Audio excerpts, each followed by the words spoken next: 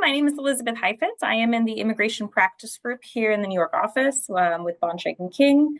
Just to give you a little bit of a recap of, kind of what I do. I work with a lot of employment-based immigration with a lot of corporate clients, visa processing, permanent residence, I-9 compliance, so on and so forth.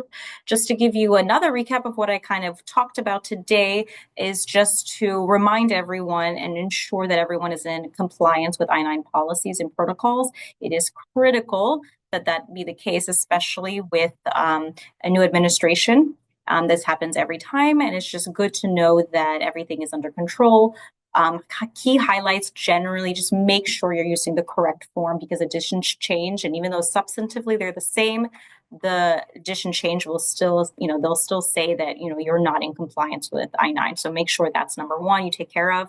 Make sure you update your internal I-9 policy, especially if you're using remote e-verification. It's going to be super important to have that down as well. Have annual compliance training with HR and onboarding teams because some things can fall through the cracks, even if it seems like a trivial kind of thing to think about. It's just important that everyone is in the loops. Everyone does the right thing and collects the right forms and knows what is considered an acceptable document. The other thing just to keep in mind, and I can't stress this enough, is to initiate an annual internal I-9 audit. Usually I say every 3 years, make sure you do an audit because it'll show good faith.